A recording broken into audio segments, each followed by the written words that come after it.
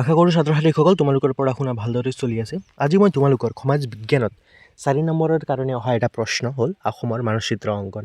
অসমৰ মানচিত্ৰ অংকনৰ লগতে তাত যিকোনো তিনিটা স্থানসমূহ বহুৱাবলৈ তোমালোকক দিয়ে আৰু তাৰ ভিতৰত তোমালোকে এটা মানচিত্ৰ আৰ্হি মানচিত্ৰ অংকন কৰি পেলাই তোমালোকে তিনিটা স্থানসমূহ বহুৱাব লাগে। কেতিয়াবা দুটা স্থান দিয়ে, কেতিয়াবা তিনিটা স্থান দি দিয়ে।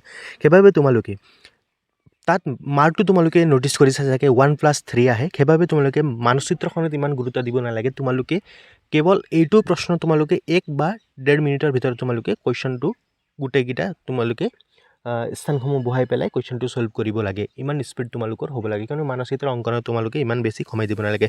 থুলমূলকৈ এটা মানচিত্ৰ আৰ্হি মানচিত্ৰ তোমালোকে অংকন কৰিলে হৈ গ'ল। তোমালোকে ইয়াত দেখা পাইছা যে মই এটা নৰ্মেল মানচিত্ৰ আঁকিছোঁ। ইমান তোমালোকে আৰ্হি মানচিত্ৰ হয়, ইমান গুৰুত্ব দি পেলাই তোমালোকে আৰ্ট কৰাৰ নিচিনাকৈ তোমালোকে অসমৰ মানচিত্ৰ অংকন কৰিব নালাগে। আঁকিব জানিলে ভাল, সুন্দৰ কথা, কিন্তু যদি তুমি নোৱাৰা, তুমি এনেকুৱা ধৰণৰ যেনেকুৱা মই এতিয়া ড্ৰ কৰি আছোঁ তেনেকুৱা ধৰণৰ মানচিত্ৰ তুমি অংকন কৰিলে হৈ গ'ল। তাত কোনো বিশেষ নম্বৰ নাথাকে, 1 নম্বৰ থাকে। জাষ্ট তোমালোকে অলপ ডাঙৰ আঁকিবা, মই ইয়াত সৰু আঁকিছোঁ, তোমালোকে অলপ ডাঙৰ অংকন কৰিবা আৰু তাৰপিছত তোমালোকে কি কৰিবা, দিশ বহুৱাবা।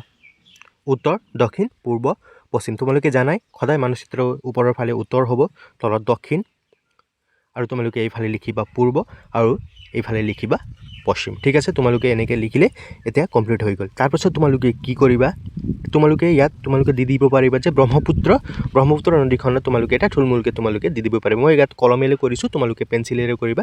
ব্ৰহ্মপুত্ৰৰ নদীৰ তোমালোকে যেনেদৰে পূৰ্বৰ পৰা পশ্চিমলৈ বৈ গৈছে, তোমালোকে এনেদৰে এখন অংকন কৰিলে হৈ গ'ল। তাৰপাছত তোমালোকে এতিয়া কি কৰিব লাগে, এইকেইটা স্থানসমূহ যিকেইটা মই তোমালোকক ইয়াত দেখুৱাইছোঁ, এইকেইটা মষ্ট ইম্পৰ্টেণ্ট স্থানসমূহ আছে, যিবিলাক তোমালোকক বাৰে বাৰে ৰিপিট হৈ থাকে। প্ৰি টেষ্টতো এইবিলাক তোমালোকে দেখিছে চাগে। অসমৰ এখন তোমালোকে তেলখোদা নাগাৰ, এইটো ইম্পৰ্টেণ্ট হয়, প্ৰায় এইটো এক্সামত অহা দেখা যায়। অসমৰ ৰাজধানী, বাঁহ উদ্যোগ পাৰ্ক, অসমৰ চিকিৎসা মহাবিদ্যালয়, এখন জৈৱ প্ৰযুক্তি পাৰ্ক, এখন ৰাষ্ট্ৰীয় উদ্যান আহিছে, সৰ্ববৃহৎ নদীদ্বীপ তোমালোকে চাবা, মীন মহাবিদ্যালয়, চাহ উদ্যোগ পাৰ্ক, এছিয়াৰ বৃহত্তম চাহ বাগিচা, উত্তৰ পূব সীমান্ত ৰেলৱেৰ মুখ্য কাৰ্যালয়, শ্ৰীভূমি জিলা আৰু মানস ৰাষ্ট্ৰীয় উদ্যান। তোমালোকে এইকেইটা স্থানসমূহ তোমালোকে ভালদৰে চাই পেলাই যাবা। মষ্ট ইম্পৰ্টেণ্ট স্থানসমূহ হয়, এইবিলাকৰ পৰাই তোমালোকক নিশ্চয় এটা ইম্পৰ্টেণ্ট আহিবই। আৰু তোমালোকে এইকেইটা তোমালোকে কোন কোন জিলাসমূহত আছে, এইকেইটা তোমালোকৰ কিতাপতে ভালদৰে দিয়া আছে, তোমালোকে এইকেইটা ভালদৰে চাই ল'বা। যেনে অসমৰ এখন তেলখোদা নাগাৰ, তোমালোকে নিশ্চয় তোমালোকে ডিগবৈ লিখি দিব পাৰিবা। আৰু লগতে তোমালোকে চোৱা, এতিয়া স্থানসমূহ তোমালোকে কেনেকৈ বহুৱাব লাগে এক্সামত, মই সেইটো তোমালোকক কৈ দিছোঁ। প্ৰথমতে তোমালোকে কি কৰিবা,